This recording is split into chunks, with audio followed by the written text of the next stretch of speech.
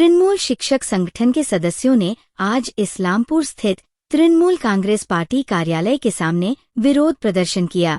उनका आरोप है कि भाजपा शासित राज्यों में बांग्ला बोलने पर उन्हें बांग्लादेशी करार दिया जा रहा है और भाजपा शासित राज्यों के अस्पतालों में उनका इलाज नहीं हो रहा है।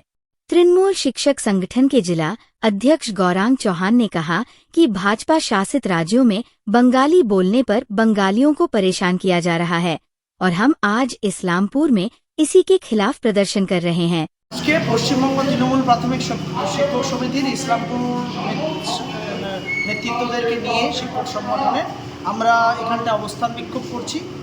তার কারণ বাংলা ভাষা এবং বাঙালিদের উপরে গোটা ভারতবর্ষ জুড়ে বিজেপি শাসিত রাজ্যগুলোতে চরম হেনস্থার শিকার হতে হয়েছে এবং কোথাও চিকিৎসা করাতে গেলে পরে তাকে ট্রেন থেকে নামিয়ে মারা হচ্ছে, কোথাও শ্রমিকদেরকে পরিযায়ী শ্রমিকদেরকে বাংলা কথা বললে বাংলাদেশি তকমা দিয়ে তাদের ভোটার কার্ড আধার কার্ড সমস্ত কিছু বৈধ থাকা সত্ত্বেও তাকে জাল প্রমাণ করে দিয়ে তাদেরকে হেনস্থা করছে। অপরদিকে হচ্ছে এসআইআর এর নাম করে বিভিন্ন জায়গায় ভুয়ো ভোটার নিজেরা ঢুকিয়ে দিয়ে এবং সেখানে জিততে চাইছে 2026-এর নির্বাচনের আগে। এর বিরুদ্ধে শিক্ষক সংগঠন, শিক্ষক নেতৃত্ব দল সকলে প্রতিবাদ করছেন। আমরা আবেদন রাখছি সাধারণ মানুষের কাছে যে বহিরাগত বিজেপিকে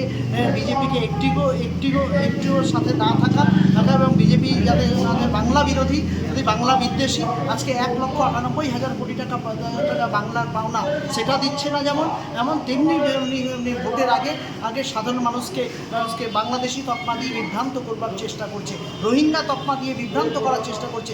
জাতিতে ধর্মে দাঙ্গা 2014 সালের পর থেকে 11 বছরে সব থেকে বেশি বেড়েছে বিজেপির সময়কালে। এর বিরুদ্ধে আমরা প্রতিবাদ করছি আর আমরা চাই যে এই প্রতিবাদটা সাধারণ মানুষের কানে কানে পৌঁছে যাবে। বিজেপি সরকার যা শুরু করছে এই বাঙালিকে নিয়ে বা বাংলা ভাষাকে নিয়ে, তার আমাদের একদম মাদার পার্টি থেকে নিয়ে, আমাদের শিক্ষক সংগঠন থেকে নিয়ে, আইএনটিউসি থেকে নিয়ে শুরু করে আমরা যেভাবে পথে নামছি, আমরা কোনো মতে পিছু হাঁটবো না। এবং এই যে বাংলা ভাষায় কথা বললে যে হসপিটালে চিকিৎসা পায় না, পায় না, সেটাকে আমরা যেইভাবে হোক সেটাকে আমরা বিজেপিকে উৎখাত করবোই। আর কোনো মতে আমরা পশ্চিমবাংলা বা বাঙালিদের উপরে অত্যাচার করতে দিব না।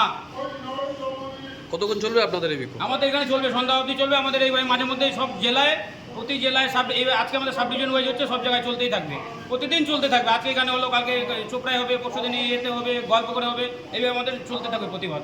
কি নাম আপনার? আমার নাম ধীরেন চন্দ্র দাস, ইসলামপুর সার্কেল প্রেসিডেন্ট।